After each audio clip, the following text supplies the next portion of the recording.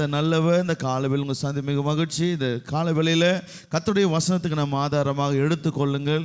யோவான் எழுதின சுவிசேஷம் 5ஆம் அதிகாரம் 25ஆம் வசனத்தை எடுத்து வாசிங்க பார்க்கலாம். யோவான் 5ஆம் அதிகாரம் 25ஆம் வசனம். மரித்தோ தேவனுடைய சத்தத்தை கேட்கும் காலம் வரும், அது இப்பொழுதே வந்திருக்கிறது, போதும். அல்லேலூயா. வேதத்தை நாம் வாசிக்கிறோம், மரித்தோ தேவனுடைய சத்தத்தை கேட்கும் காலம் வரும். அவர் ஆமென் சொல்லுங்க பார்க்கலாம். அல்லேலூயா, அல்லேலூயா. வாசித்தோம், மரித்தோ தேவனுடைய சத்தத்தை கேட்கும் காலம் நிச்சயமாகவே வரப்போகிறது. 28ஆம் வசனத்தை வாசிங்க பார்க்கலாம். அதில் 5:28 வாசிங்க பார்க்கலாம். இதை குறித்து நீங்கள் ஆட்சேபப்படுகிறது என்ன? ஏனென்றால் பிரேத குழிகளில் உள்ள அனைவரும் அவருடைய சத்தத்தை கேட்க காலம் வரும். 2 விதமான காரியத்தை இந்த காலவேளையில் நம்ம பார்க்கிறோம். முதல் காரியம், மரித்தவர்கள் தேவனுடைய சத்தத்தை கேட்க காலம் வரும். 2வது, பிரேத குழியில் இருக்கிறவர்கள் தேவனுடைய சத்தத்தை கேட்க காலம் வரும். இது 2 மனிதர்களையும் என்ன குறிக்கிறது தெரியுமா? ஒன்று, மரித்து ஒன்றும் அடக்கம் செய்யப்படாது இருக்கிற ஒரு மனிதர். 2வது, மரித்து அடக்கம் பண்ணப்பட்ட பிரேத குழியில் இருக்கிற இன்னொரு மனிதர் கேட்குது. ஆண்டவர் சொல்லுகிறார், இந்த 2 பேர் கர்த்தருடைய வசனத்தை கேட்கும் காலம் வரும். அப்படின்னா புரிஞ்சு கொள்ளுங்க, இந்த மரித்தோர் என்பது எதை ரெஃபர் பண்ணு தெரியுங்களா? நம்முடைய ஆவிக்குரிய வாழ்க்கையை காண்பிக்கிறது. நம்ம வாழ்க்கையில் எல்லாருமே இன்னைக்கு எல்லா கர்த்தருடைய வசனத்தை கேட்குறீங்க, ஆனால் உங்களுக்கு உள்ளான மனிதன் ஒருவன் இருப்பான். அவன் கர்த்தருக்குள் ஒன்று மரித்து இருக்கணும், இல்லைன்னா உலகத்துக்குள்ள ஏற்கனவே மரிச்சிட்டு இருக்கணும். எப்படி தெரியுமா? நல்ல தேவனுக்குள்ளே வந்த பிறகு பாவமானது, அக்கிரமமானது நம்ம மேலே இருக்குமானால் நாம் எப்படி மரிப்போமானால் கர்த்தருக்குள் மரிக்க மாட்டோம். உலகத்துக்குள் மரித்தவர்களாக இருந்து வெளியில் பார்க்கும்போது நல்லா மேக்கப் போட்டுக்கிட்டு நல்லா பார்க்கும்போது நல்ல சந்தோஷமாக இருக்கிறது போல் நமக்கு தெரியும். ஆனால் உள்ளான மனிதன் பாவத்துக்கு மரிச்சிட்டான். எப்படி மரிச்சானா? அந்த பாவத்திலே வாழ்கிறான். அதான் சொல்கிறாரு, மரித்தோ தேவனுடைய சத்தத்தை கேட்க காலம் வரும். இன்னைக்கு கர்த்தருடைய வசனத்தை கேட்குற நீங்கள் ஒவ்வொரு வாரமும் என்ன சொல்கிறோம்? நல்லா ஜெபிங்க, பைபிள் படிங்க, வேதனை தேடுங்கன்றதெல்லாம் என்ன தெரியுமா? உன் உள்ளான மனுஷனை ஆராய்ந்து பார்க்கணும். நான் எப்படி இருக்கிறேன், கர்த்தருக்கு முன்பாக நான் எப்படி இருக்கிறேன், என்னுடைய வாழ்க்கை எப்படி இருக்குது, நீங்கள் யோசித்து பார்க்கணும். எல்லாம் சொல்லுங்கள் பார்க்கலாம். நீங்கள் ஆராதிக்க வேலை அந்நிய பாஷை நிரம்பும் போது நீங்களே சோதிச்சு பாருங்கள். நல்ல கையை தட்டி ஹல்லேலூயா ஹல்லேலூயா கையை தட்டி துதிக்கும் போது உங்கள் இருதயம் எப்படி இருக்குது பாருங்கள். ஏதோ மியூசிக் ஃபாஸ்ட்டாக போகிறதுனால நான் ஏதோ அந்நிய பாஷையை வேகமாக பேசுகிறேன்னா அப்படி கிடையாது. நான் சொல்லுகிறேன், உனக்குள்ள ஆவியானது உயிர்த்திருந்ததனால் இந்த ஆலயத்தில் வந்து நீ அமர்ந்த பிறகு எப்படி தான் இருக்கும்? உன் உள்ளான இருதயம் கர்த்தரை துதிக்க ஆரம்பிச்சிருக்கேன். நெருக்கத்தில் இருக்கும் போது ஆண்டோடைய உன்னுடைய இருதயம் கர்த்தரை துதிக்க ஆரம்பிக்கும். வாழ்க்கையில் பாடுகள் உபத்திரம் வரும்போது எப்படி தெரியுமா இருக்கும்? உனக்குள்ள ஒரு தைரியம் இருக்கும். எந்த சூழ்நிலை ஆனாலும் நான் எந்த சூழ்நிலையும் கடக்கும்படியான பலனை கர்த்தர் எனக்கு தந்திருக்கிறார். இந்த தைரியம் உனக்குள்ள உண்டாகும். ஆனால் நீ கர்த்தருக்குள்ள மரிக்காதபடி உன் உள்ளான மரிந்த எப்படி தெரியுமா இருக்கும்? சோர்வுகள், வாழ்க்கையில் பாடு உபத்திரத்தை கண்டு கண்டு வாழ்க்கையில் எல்லாமே இப்படி டவுன். அதை சொல்லுவாங்க என்ன தெரியுமா? ஆவியில் நல்லா ஆரம்பித்தேன் வாழ்க்கையை, இப்போ எங்கே இருக்கிறீங்க கேட்டால் மாம்சத்தில் இருக்கிறோம். அன்றைக்கி எதெல்லாம் பாவம் நம்ம என்னென்னமோ இன்றைக்கி அந்த பாவத்தை செய்து கொண்டு இருப்போம். உங்கள் வாழ்க்கை நல்லா பாருங்கள். தேவ பயம் என்ன தெரியுமா? சொல்லட்டுமா? தேவ பயம் என்ன தெரியுங்களா? தேவ பயம் என்பது கர்த்தர் பார்க்கிறார் என்பதை காட்டிலும், ஏன்னா அவர் பார்க்கிறாரோ இல்லையோ, ஆனால் நான் அவர் சொல்லப்பட்ட வார்த்தையின்படி நான் வாழ்க்கையில் வாழணும். சில பேர் எப்படி தெரியுமா? கர்த்தர் இதெல்லாம் பார்க்கவே மாட்டார். நீங்கள் நினச்சி கொண்டு இருக்கிறீங்க. அவருக்கு மறைவாக இந்த உலகத்தில் எதுவுமே கிடையாது. நாம் என்ன செய்கிறோம் என்பதை கர்த்தர் அறிந்திருக்கிறார். இப்போ ஒருவேளை நினைக்காதீங்க, நான் என்ன நினைக்கிறேன், நான் என்ன பார்க்குறேன், நான் என்ன பேசுகிறேன், நான் என்ன நடக்கிறேன், நான் நினைக்காதீங்க. எல்லாமே கர்த்தருக்கு முன்பாக வெளியரங்கமாக இருக்கும். ஆண்டவர் வசனத்தில் எப்படியாவது சொல்லுகிறார், உன் நிர்வாணத்தை நான் அறிந்திருக்கிறேன். நிர்வாணம்னா இந்த ஆடை இல்லாமல் இருக்கு, அந்த நிர்வாணத்தை ஆண்டவர் சொல்லலை. உன் உள்ளான வாழ்க்கையில் நீ என்ன செய்து கொண்டிருக்கிறது எனக்கு நல்லாவே தெரியும் ஆண்டவர் சொல்லுகிறார். நிர்வாணம் என்பது ஆடை இல்லாமல் இருக்கு, அந்த நிர்வாணத்தை ஆண்டவர் சொல்லலை. நீ எனக்கு முன்பாக வெளியரங்கமாக இருக்கிற, நீ என்ன செய்கிற, நீ என்ன பண்ணுற, எல்லாத்தையும் கர்த்தர் அறிந்திருக்கிறார். உன் வாழ்க்கை நீங்கள் யோசித்து பார்க்கணும். ஒவ்வொரு நாளும் நான் கர்த்தருக்குள்ள வளர்றேன்னா என் ஆவிக்குரிய வாழ்க்கை எப்படி இருக்குது சோதித்து பார்க்கணும். நல்லா கேளுங்களேன். ஒரு நல்ல ஒரு கேன்சர் வருதுன்னா என்ன பண்ணுவீங்க? உடனே டாக்டர் இடத்துல போயிட்டு, டாக்டர் எனக்கு கேன்சர் வந்துச்சு டாக்டர். அவர் சும்மா சொல்லியிருப்பார், சிஸ்டர் இங்கே ஒரு கட்டி இருக்குது நான் செக் பண்ண. உடனே என்ன பண்ணுவீங்க? எவ்வளோ 15 லட்சம் நகை எல்லாத்தையும் விற்று சரி செய்ய நினைப்போம். ஏன்? இன்னும் கொஞ்ச நாள் விட்டு அந்த வைரஸ் ஏறிச்சுன்னா, அந்த கிருமி ஏறிச்சுன்னா செத்துடுவேன். ஒரு சரீர பிரகாரமான வியாதி வருவதற்கு நம்ம வாழ்க்கையில் என்ன பண்ணுறோம்? டாக்டர் நாடுறோம். நல்லா புரிஞ்சுக்கொள்ளுங்க, உள்ளான மனிதனும் அப்படிதான். ஒரு பின்மாற்றம் என்பது ஒரு நாளில் உண்டாகாது. கவனமாக கேளுங்க, ஒரு பின்மாற்றம் என்பது ஒரு நாளில் வராது. இன்னைக்கு ஒரு 2 நாள் ஜெபிக்கலை, ஒரு நாள் வேதத்தை வாசிக்கலை, ஒரு வாரம் சர்ச்சுக்கு போகலை, இதனால உங்களுக்கு தெரியும் முந்தி போல் நல்லா தானே இருக்கிறேன், முந்தி போல் நல்லா ஜெபிக்கிறது தானே, முந்தி போல் நான் கர்த்தருடைய பிரசன்னத்தை உணர்றேன். அப்படி கிடையாது. பின்மாற்றம் என்பது பிசாசான ஒரு நாளில் கொண்டு வர மாட்டான். இது தொடர்ச்சியாக நடக்கிற ஒரு காரியம். ஒரு நாள் ஜெபிக்க ஆகாத இருப்ப நீங்கள் அப்படியே 2 மாதம் வரைக்கும் தள்ளும். இந்த 2 மாதம் ஆன பிறகு இந்த 2 மாதத்துலேருந்து மறுபடியும் ஜெப வாழ்க்கை பிடிக்க 3 மாதம் எடுக்கும். அப்போ 5 மாதம் நான் என்ன பண்ணுவேன்னா போராடுறேன். எதுக்கு? நான் விட்ட ஆவிக்குரிய வாழ்க்கை, நான் விட்ட ஜப வாழ்க்கை, பைபிள் வேத வாசிப்பு, இது எல்லாம் கர்த்தருக்குள்ள இருப்பது. அப்போ என்ன பண்ண தெரியுமா? இந்த 6ன்றது 1 வருஷம், 2 வருஷம், 3 வருஷம். சில பேரை நல்லாவே தெரியும், ஆலயத்துக்கு வந்தோம் 1, 2, 3 வருஷம் ஆனாலும் 10 வருஷம் ஆனாலும் என்ன தெரியுமா இருக்கும்? ஆரம்பத்தை நல்லா வைராக்கியமாக இருந்தீங்க பாருங்க, ஆரம்பத்தை நல்லா ஜெபிச்சிங்க பாருங்க, அந்த ஜப வாழ்க்கை உங்களால் பிடிக்கவே முடியாது. ஏன் தெரியுமா? பிசாசானவன் உள்ளான ஒரு மனிதனை எனக்கு அவன் கொலை செய்துட்டான். யார் மூலமா? என் மூலமாக தான். என் உள்ளான மனிதன் மரித்துட்டான். அவனுக்கு தேவையான சத்தியத்தை நான் கொடுக்கல, அவனுக்கு தேவையான வாழ்க்கைக்கு தேவையான பலனை நான் கர்த்தருக்குள்ள பெற்றுக்கொள்ள. அப்போ என் உள்ளான மனிதன் எப்படி இருக்கு தெரியுமா? என்ன பாருங்க, என் உள்ளான மனிதன் எப்படி தெரியுமா இருக்கு? ஒவ்வொரு நாளும் மரித்து கொண்டே இருக்க. கர்த்தர் சொல்லுகிறார், மரித்தோர்கள் தேவனுடைய சத்தத்தை கேட்க காலம் வரும். இன்னைக்கு ஒரு வேளை நான் சொல்லுகிறேன், இந்த வார்த்தை கர்த்தர் உன்னோடு தான் பேசி கொண்டிருக்கிறான். கர்த்தர் உன்னோடு தான் பேசி கொண்டிருக்கிறார். உன் உள்ளான மனிதனை சோதிச்சுப்பார். இந்த வசனத்தை கேட்கும் போதே யாருக்கோ கர்த்தர் பேசுறாரு இல்லை, கர்த்தர் உன்னோடு தான் பேசி கொண்டிருக்கிறார். என் உள்ளான மனிதன் எப்படி இருக்கிறான்? நான் தேவனுக்குள் மரித்திருக்கிறேன். ஏன் தெரியுமா? ஒரு வசனத்தை எடுத்து ஒரு வாசிங்க பார்க்கலாம். ரோமர் 14ஆம் அதிகாரம் 7ஆம் வசனம், 8ஆம் வசனம், 9ஆம் வசனம், இந்த 3 வசனத்தை வாசிக்கும் பொழுது பவுல் தெளிவாக ஒரு மனிதனை குறித்து இப்படியாக சொல்லுகிறார். ஒரு மனிதன் யாரோடு பிழைக்கிறான், யாருக்காக வாடுகிறான் என்பதை அப்போஸ்தலனாகிய பவுல் சொல்லுகிறார். ரோமர் 14ஆம் அதிகாரம் 7, 8, 9 வாசிங்க பார்க்கலாம்.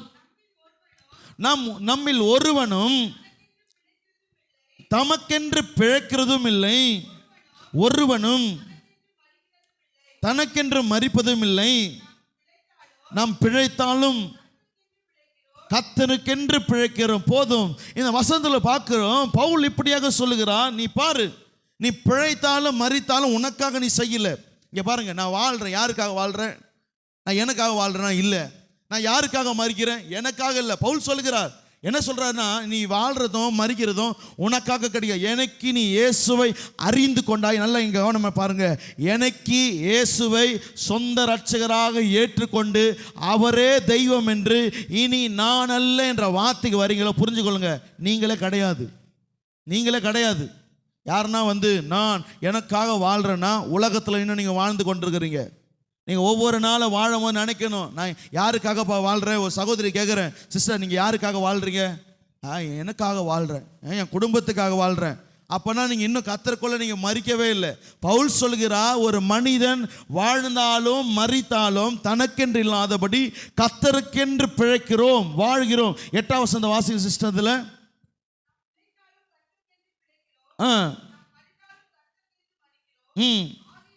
ஆகையால் கிறிஸ்துவும்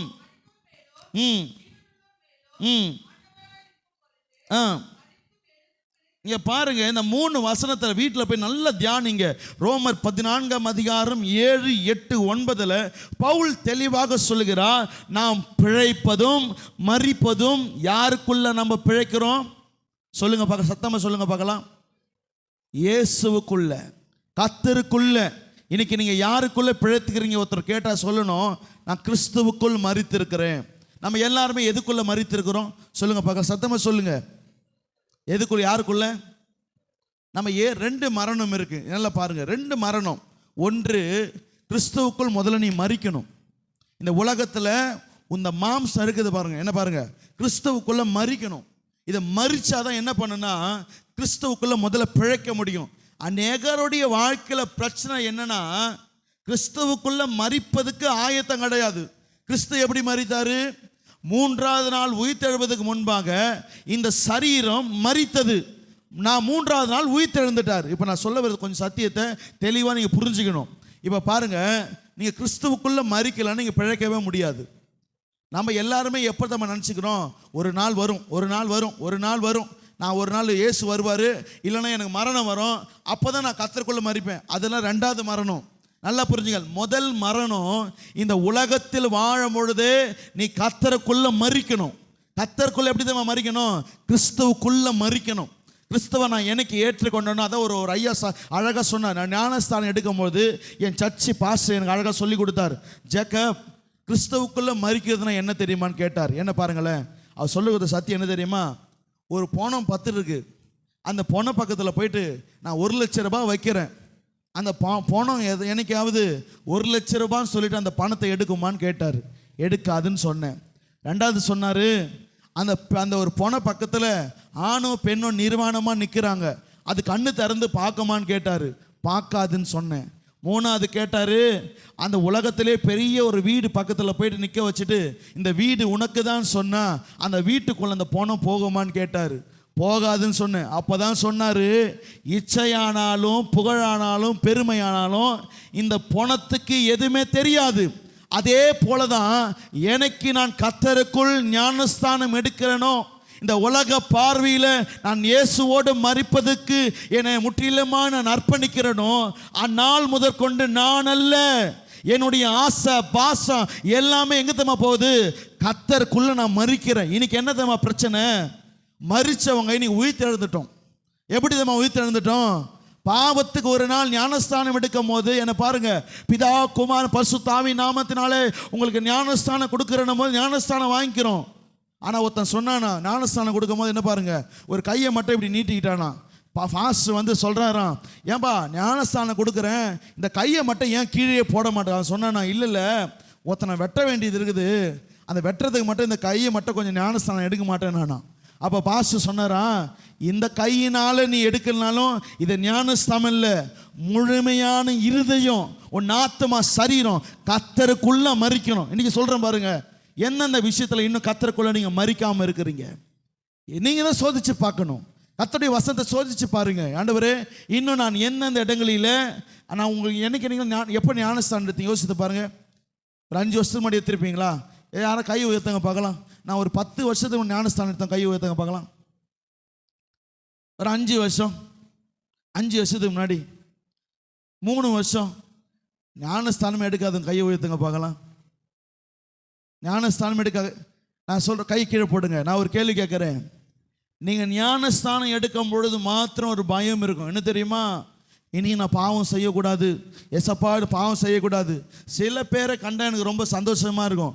ஒரு பிரதரை கேட்டேன், ஏன் பிரதர் ஞானஸ்தானம் எடுக்கிற மாதிரி சொன்ன காரணம் என்ன தெரியுமா? அவருடைய ஆனஸ்ட் எனக்கு ரொம்ப பிடிச்சிருந்தது. என்ன தெரியுமா சொன்னார்?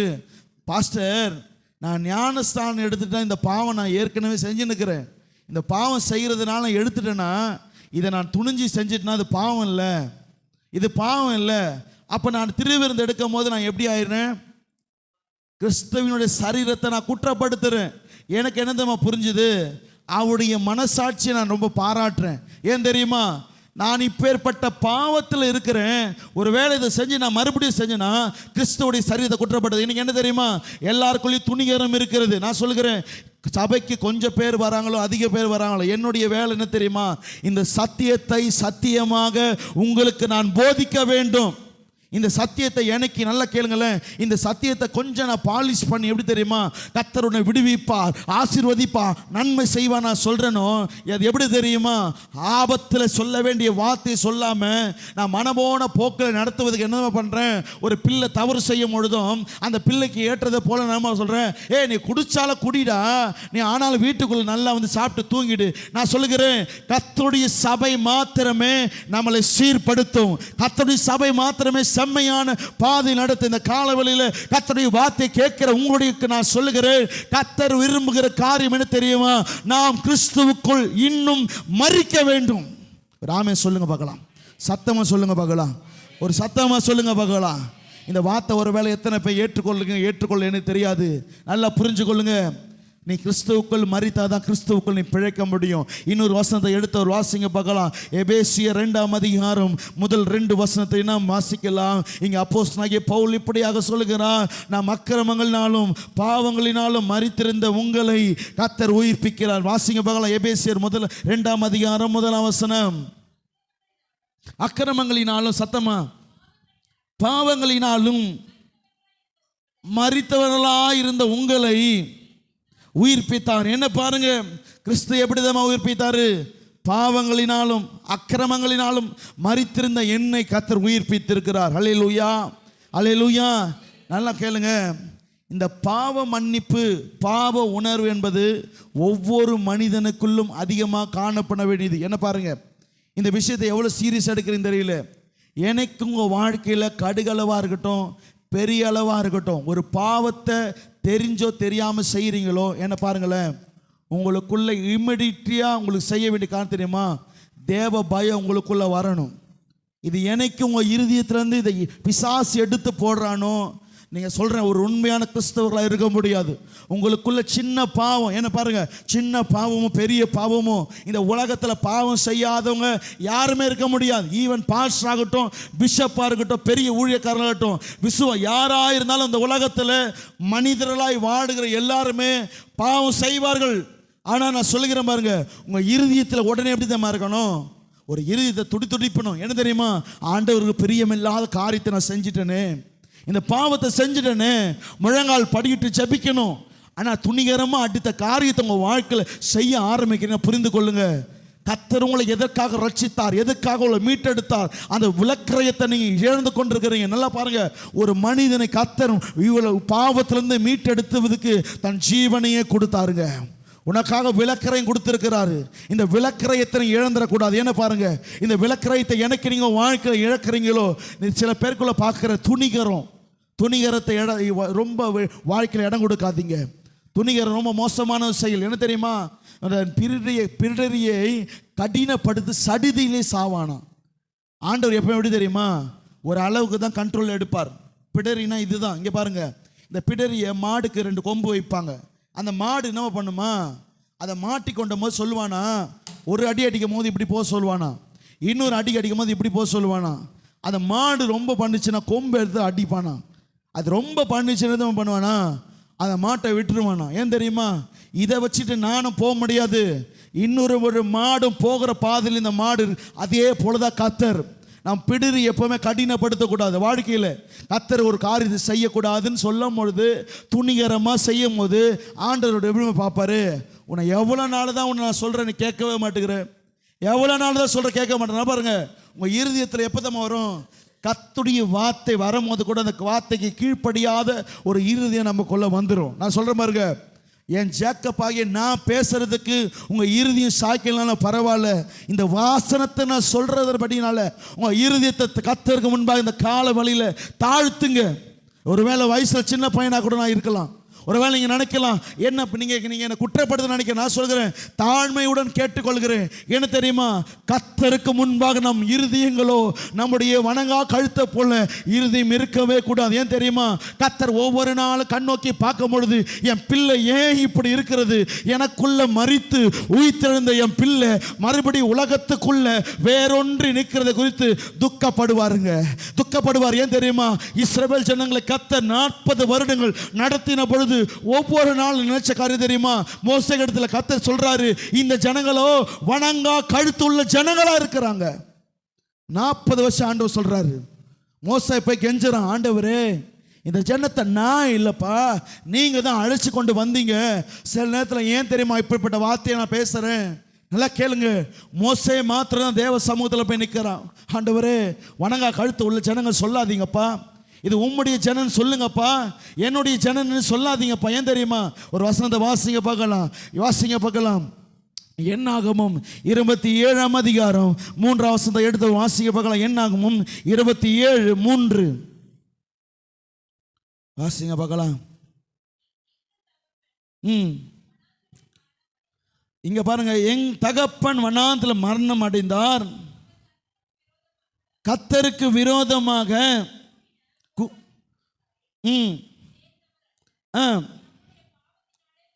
தங்கள் பாவங்களினால மரித்தார். இன்னொரு வசனத்தை வாசிங்க, யோவான் 6ஆம் அதிகாரம் 49வது வசனத்தை வாசிங்க பார்க்கலாம். யோவான் 6ஆம் அதிகாரம் 49வது வசனம்.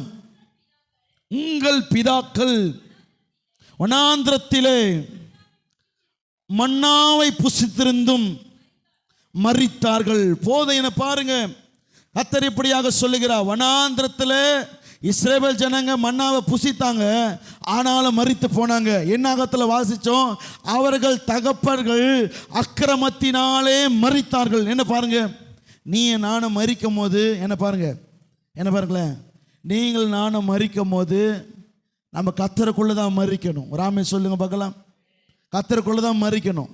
இன்னைக்கு இந்த கால வேளையில் ஒரு வேளை இந்த வசனத்தை நான் எத்தனையோ முறை நான் பார்த்துட்டேன். கர்த்தருடைய வருகையை குறித்தும் வசனத்தை குறித்து சொல்லும் போது உங்கள் இறுதியும் ஏன் கேளுங்க சொல்கிறது தெரியுமா, ஒரு அந்த அளவுக்கு விருப்பத்தோடு கேட்கறது போல இல்லை. ஏன் தெரியுமா, குற்றப்பட்டவங்க நிஜமாக சொல்கிறேன், சந்தோஷத்தோடு கேட்க மாட்டீங்க. உங்களுக்குள்ள எல்லாரையும் நான் சேர்த்து சொல்கிறேன், உங்களுக்குள்ள காரியம் இருக்குமான அந்த வார்த்தை உங்களுக்கு ஆசீர்வாதமாக இருக்காது என்பதை நான் அறிவேன். ஏன் தெரியுமா, யான் எதிர்பார்த்த வசனம் வரல, இது இந்த வசனம் என்ன பண்ணுது, என்ன டைரக்டாக குத்துது. குத்தும் போது வலிக்குமா வலிக்காதா? நான் சொல்லுகிறேன், இந்த வசனம் தான் உலகத்திலே உனக்கு இந்த காலவெளியில் தேவைப்படுகிற வசனம். ஏன் தெரியுமா, கர்த்தர் இந்த காலவெளி நான் பேசும்பொழுது வந்தாலும் சரி, ஒருவேளை இந்த காலவெளியில் ஏதோ ஒரு காரியம் உனக்கும் எனக்கும் நடக்குமானால், நீ கர்த்தருக்குள் மரித்திருப்பானால், அவர் வரும் பொழுது அவரோட நித்திய ஜீவனத்தில் இருக்கும்படியாக கர்த்தர் உன்னை தகுதிப்படுத்தி கைகளை தட்டி தேவனை மகிமைப்படுத்துங்க. ஒரு வாழ்க்கையில் மரணம் என்பது எப்போது வரும் என்று தெரியாது, கர்த்தருடைய வருகை எப்பொழுது வரும் என்று தெரியாது. ஆனால் அவர் வருகைக்கு நான் தகுதி உள்ளவனாய் மாற வேண்டும். அல்லேலூயா, அல்லேலூயா. எங்க ஒரு உலக நடிகன் சொல்லுகிறான், செத்து போனால் நம்ம எதிராக கொண்டு போக போகிறோன்னு சொல்கிறான். ஒரு உலக நடிகர் அவர் அரசியல் தலைவராக சொல்கிறாரு, நம்ம செத்துட்டு அந்த உலகத்தை. நான் சொல்கிறேன், ஒரு உலக மனுஷனுக்கு இந்த உலகத்தை குறித்து ஒரு அண்டர்ஸ்டாண்டிங் இருக்குதுன்னா, நான் சொல்லுகிறேன், இந்த உலகத்துக்காக ஒவ்வொரு வேலைக்கு போங்க, சொத்துக்களை சேர்த்து வைங்க, பொண்ணுங்களை சேர்த்து வைங்க, பிள்ளைகளுக்காக வாழுங்க, கணவருக்காக வாழுங்க. ஆனால் உனக்குள்ள இருக்கிற ஒரு கேள்வி என்ன தெரியுமா, கர்த்தருடைய வருகை இந்த கால வேளையில் ஒருவேளை நான் ஏதோ ஒரு விபத்தினால் எதனால மரித்தால் நான் எங்கே போவேன்? நான் தகுதியாக இருக்கிறேனா? நீங்கள் புரிஞ்சு கொள்ள மாட்டீங்க. போன வாரம் ஈபியில் எங்கள் வீட்டில் பீஸ் போயிடுச்சு. காலையில் மழை பெய்யுது, 3:30 மணிக்கு எங்கள் அப்பா சொன்னார், மழை பெய்யுது, ஈபியில் போயிட்டு கை வைக்காதுன்றார். அதனால் குழந்தை அழுவுது. நான் என்ன பண்ணேன், ரொம்ப நேரமாக கரண்ட் இல்லை, இன்வெர்டர் ஆஃப் ஆகிடுச்சு சொல்லிட்டு அந்த கரண்ட் அப்படி நோண்டும் போது எனக்கு சின்ன பயம் வந்துருச்சு. இருட்டு வேறு, கரண்ட் இல்லை, மழை பெய்யுது, தெரியாமல் சிங்கிள் பேஸ் கூட இல்லை 3 பேஸ்னால அதில் போய் கை வைக்கும் போது லைட்டாக அந்த கரண்ட் இழுத்துடுச்சுன்னா, அப்போ நான் ஜோம் பண்ண ஒருவேளை ஆண்டவரே ஏதாவது இந்த நேரத்தில் எனக்கு நடந்தாலும் என்னை சுத்திகரிச்சிருங்கப்பா. ஆனால் நான் பாவம் செய்யலை, என் இருதயம் துடிக்குது. என்ன தெரியுமா, ஒருவேளை இது மூலமாக மரணம் எனக்கு வந்துடுச்சுன்னா, இது மூலமாக ஏதோ ஒரு ஆக்சிடென்ட் ஏதாவது நடந்துருச்சுன்னா கூட நான் அந்த நேரத்தில் ஜெபம் பண்ணு, கர்த்தாவே என்னை எடுத்துக்கொள்ளுங்கப்பா, உமக்கு முன்பாக நான் நிற்பதுக்கு நான் தகுதியாக மாறணும். ஏன் தெரியுமா, பாஷா இருப்பதனால நான் பரலோகத்துக்கு போயிடுவேன் என்பது அது தகுதியே கிடையாது.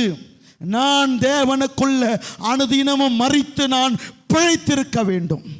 எனக்கு அந்த பயம் இருக்கணும். எத்தனை பேருக்குள்ள கையை உயர்த்தங்காதீங்க. நான் கேள்வி கேட்குறேன், இந்த கால வேளையில் கர்த்தருடைய வருகை இருக்குமானால், கர்த்தர் வருவாரானால் எத்தனை பேர் நீங்கள் போவீங்கன்ற நிச்சயம் உனக்குள்ள இருக்குது?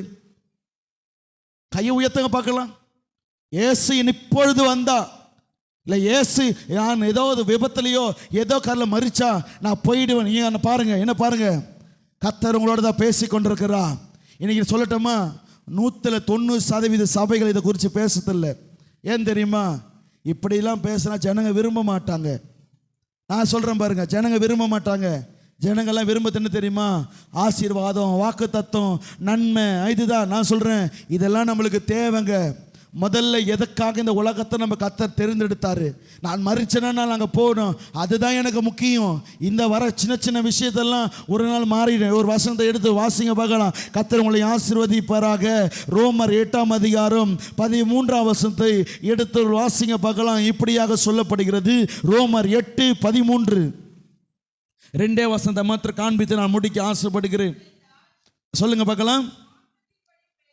மாம்சத்தின்படி பிழைத்தால் சாவீர்கள், ஆவியினாலே.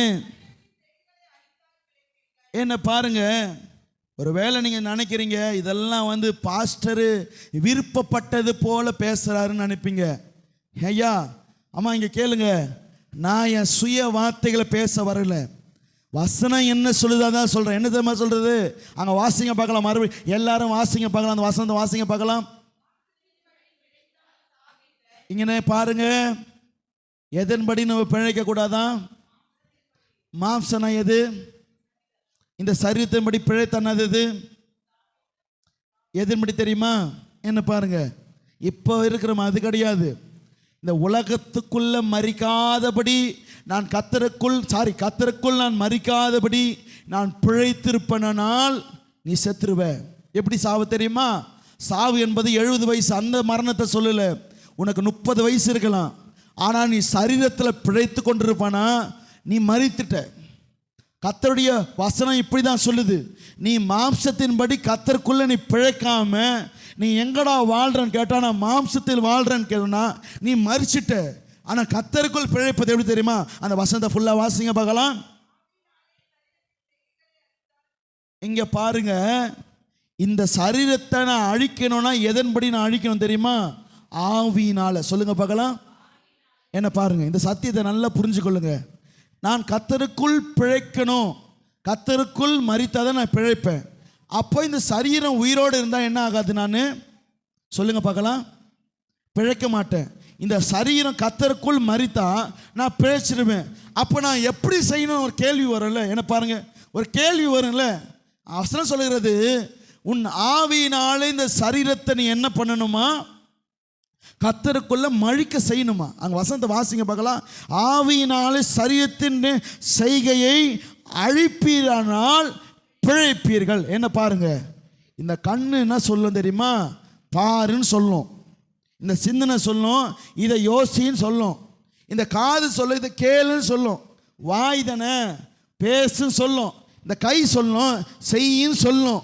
எனக்குள்ள இருக்கிற ஆவியானவர் சொல்லுவார், இந்த கண்ணு இப்படி பார்த்ததுன்னா நீ பிழைத்திருவ. இது கர்த்தருக்குள் மரிக்கணும்னா நீ கர்த்தருடைய எல்லா சொல்லப்பட்ட செய்கிறபடி செய்யணும்னா உன் ஆவியினால கர்த்தருக்குள்ள உன் மாம்சத்தை அழி, ஒவ்வொரு நாள் அழி. இன்னொரு வசனத்தை கூட வாசிங்க பார்க்கலாம். கொலேசியர் 2ஆம் அதிகாரம் 13ஆம் வசனம் வாசிங்க பார்க்கலாம். கொலேசியர் 2:13. உங்கள் பாவங்களினாலையும் உங்க மாம்ச விருத்த இல்லாமையினாலும் மரித்தவர்களாயிருந்த உங்களையும் அவரோடனே உயிர்ப்பித்து போதும். என்ன பாருங்க, அப்போஸ்தலனாகிய பவுல் சொல்லுகிறார், உங்க மாம்சத்தில் என்ன இல்லையா? விருத்த சேதனம் இல்லையா? என்ன பாருங்க, ஏன் நான் செத்து போனேன், நான் எப்படி உயிரோடு வந்துடுறேன் தெரியுமா? ஒருவேளை உங்களுக்கு கேள்வி இருக்கும், நான் தான் ஞானஸ்நானம் எடுக்கும் போது மரிச்சனே. புரியுதுங்களா இல்லையா? நான் பேச இவ்வளோ நேரம் நான் பேசுறத புரிஞ்சுக்க மட்டும் கை உயர்த்துங்களேன். விடிய விடிய நான் பேசிட்டு புரியலன்னு போயிடக்கூடாது. இங்கே பாருங்க, நான் ஒரு கேள்வி வருமா இல்லை வராதா? என்ன தெரியுமா? ஒரு முறை நான் கிறிஸ்துவுக்குள்ள மரிச்சிட்டேன், அப்போ எப்படி நான் மறுபடியும் பிழைக்கிறேன்? பவுல் தெளிவாக சொல்லுகிறாரு, உனக்குள்ள விருத்த சேதனம் இல்லை. என்ன விருத்த சேதனம்? என்ன பாருங்க, விருத்த சேதனம் என்னன்னு சொல்லுங்க பார்க்கலாம். பதில் சொன்னீங்கன்னா 2000 ரூபாய் தரேன். மூப்பர் ஐயா சொல்லுங்க. என்ன பாருங்க, இங்கே பாருங்க. சரி, என்ன பாருங்க, ஆண்டவர் ஏன் விருத்த சேதனை பண்ண சொன்னா தெரியுமா? அதெல்லாம் இல்லை, உங்களுக்கு இருக்கிறது. இந்த வசனத்தை மறுபடியும் வாசி, உங்களுக்கு நான் சொல்றேன், அப்பதான் புரியும். வாசிங்க பார்க்கலாம். கொலேசியர் 2:13 வாசிங்க பார்க்கலாம். உங்க பாவங்களினாலையும். இங்க பாருங்க, எது விருத்த சேதனை இல்லை? தொடர்ந்து வாசிங்க சிஸ்டர். மரித்தவர்களாக இருந்த உங்களையும். என்ன பாருங்க என்ன சொல்றாருன்னா பவுல், நீங்க மாம்சத்தில் விருத்த சேதனம் உங்களுக்கு இல்லை, அதனால மாம்சத்தில் மரித்திருந்த உங்களை தேவன் உயிர்த்தெழுந்தார். இப்போ வருவோம். விருத்த சேதனம் என்ன தெரியுமா? என்ன பாருங்க, இன்னைக்கு புரிஞ்சுக்கொள்ளுங்க. எல்லாருக்கும் தெரியும், முஸ்லீம் என்ன பண்ணுவாங்களோ அதுதான் விருத்த சேதனம். எத்தனை பேர் விளங்குது? இந்த காலம்லாம் வெளிப்படையாக பேச முடியாது. ஏன் கர்த்தர் அங்க பண்ண சொன்னா தெரியுமா? சொல்லுங்க பார்க்கலாம். அப்படி கிடையாது. என்ன பாருங்க, விருத்த சேதனம் என்பது எது தெரியுமா? ஆண்டவர் ஆண்களை அங்க பண்ண சொன்னாரு. இங்க புரிஞ்சு கொள்ளுங்க, ஒரு மனிதனுக்கு சந்ததியே உண்டாகிறது அங்கதான். ஆண்டவர் சொன்னாரு, உன்னால உண்டாகிற சந்ததி இது தேவனுக்காக படைக்கப்பட்டதாக உன் சரீரம் இருக்கணும். எப்பொழுது தேவன் விரும்பாத ஒரு சரீரத்துக்குள்ள உனக்கு பிணைப்பு உண்டாகிறதோ, வேற ஒரு காரியத்தை நீ உருவாக்க நினைக்கிறியோ, உனக்குள்ள சந்ததி உருவாக்குறியோ, புரிந்து கொள், நீ தேவனுக்காக விருத்த சேதனம் பண்ணப்பட்டவன். அப்போ நான் வேற ஒரு பெண்ணோட நான் இருக்கும் பொழுது, தேவன் விரும்பாத ஒரு சந்ததியை நான் உருவாக்கும் போது, நீ அந்த ஆண்மகன் புரிந்து கொள்ள வேண்டும், நீ தேவனால் தேர்ந்தெடுக்கப்பட்ட சந்ததி.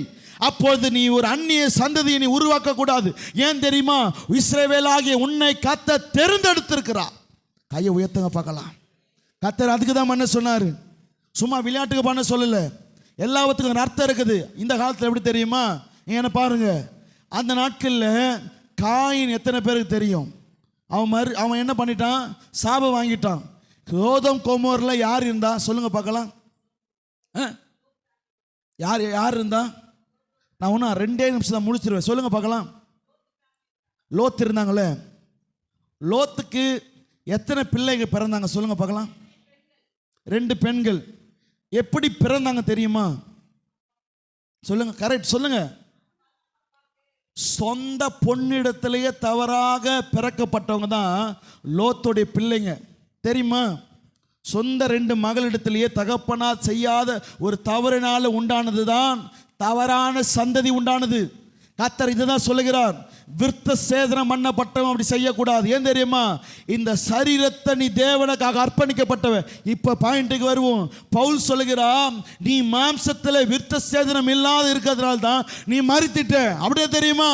உன் வாயில விருத்த சேதனம் இருக்கணும், உன் கண்களில் விருத்த சேதனம் இருக்கணும், செவிகளில் விருத்த சேதனம் இருக்கணும், இருதயத்தில் விருத்த சேதனம் இருக்கணும். தெரியுமா?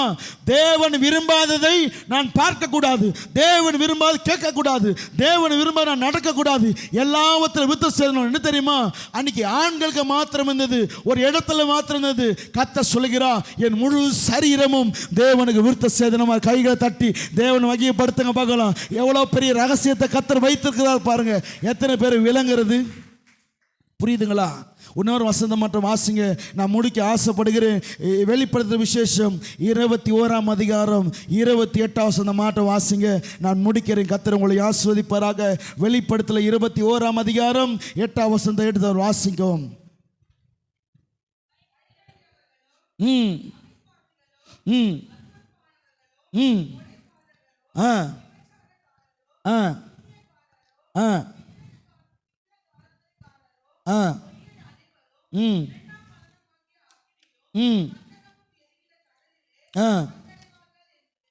இன்னொரு வசனத்தை கூட வாசிங்க பார்க்கலாம். வெளிப்படுத்த விசேஷம் 20ஆம் அதிகாரம் 6ஆம் வசனத்தை வாசிங்க பார்க்கலாம்.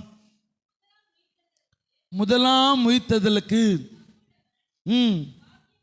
பாக்கியவானும் பரிசுத்தவானுமாய் இருக்கிறான். இங்க பாருங்க, நம்ம இங்கே வாசிக்கிறோம். இந்த 2 வசனம் நிறைய சொல்லணும்னா என் டைம் பத்தலை. என்ன பாருங்க, சொல்லணும், நிறைய சொல்லணும். ஏன்னா இது சும்மா ஆக்ரோஷமாக கத்திட்டு போயிட்டேன்னா உங்களுக்கு ஒன்றும் விளங்காது. என்ன பாருங்க, 2 மரணம் இருக்குது. நான் முடிச்சிடறேன். இது வரைக்கும் கவனிக்காதவங்க கூட இந்த 1 நிமிடம் கவனிக்க புரிஞ்சிடும். நான் கிறிஸ்துவுக்குள் மரித்தாதான் நான் பிழைக்க முடியும். அப்போ நான் மாம்சத்தில் மரித்தாதான் நான் ஆவியில் நான் பிழைப்பேன்.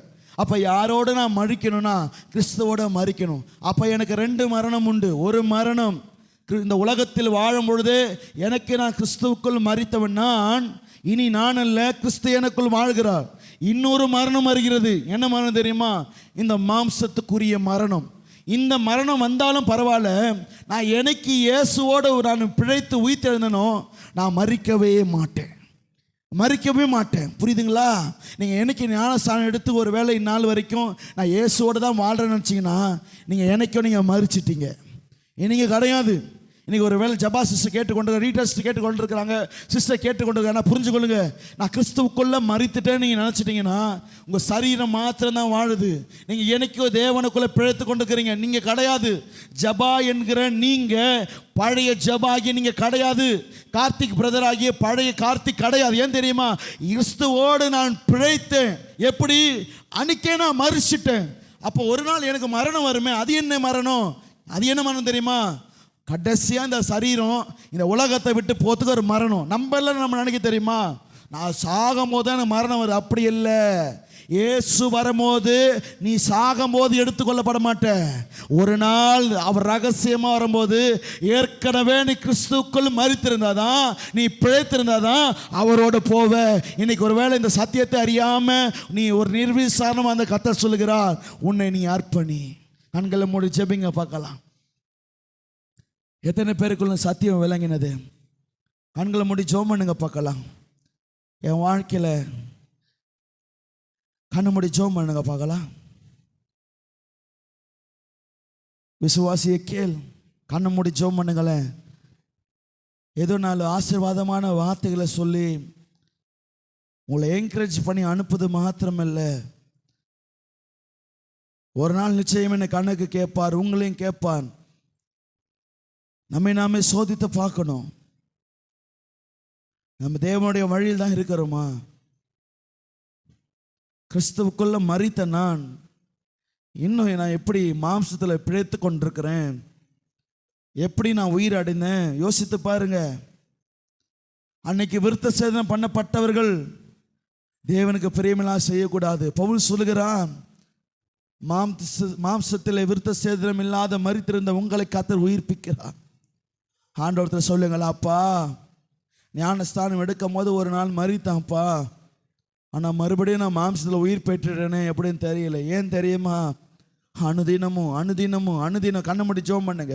அனுதினமும் கர்த்தர் என்று சொல்லுகிறாரு, மகளே உன்னை மறுபடியும் நான் அழைக்கிறேன். நீ எங்கேயோ இருந்த மகனே, நான் எங்கேயோ நீ இருந்த, தூரமாக இருந்த, மறுபடியும் உன்னை அழைக்கிறேன்.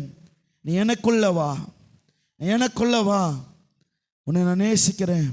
உடனே அன்பா இருக்க ஒரு கெட்ட குமாரனை கர்த்தர் அழைப்பது போல இந்த காலவில் கர்த்தர் உன்னை அழைக்கிறார். மகனே நீ மறுபடியும் தேவ சமூகத்தில் வந்து நில். ஒரு வேளை சொல்லு, ஆண்டவரே எவ்வளோ நாள் நான் மாம்சத்தில் இருந்தபடினால, மாம்சத்தில் பிழைத்து கொண்டிருப்பதனால, கிறிஸ்துவுக்குள் மரிக்காதபடி இருந்த நான் இந்த கிறிஸ்துவுடனே மரிக்க ஆயத்தமாப்பா, அர்ப்பணிக்கிறான்ப்பா. ஆண்டவரே ஒவ்வொருடைய இருதயத்தை அறிகிறீரப்பா. இந்த வசனப்படி நடத்துங்க, ஆசீர்வதிங்க. இயேசுவினால் ஜெபிக்கிற நல்ல பிதாவே, ஆமென்.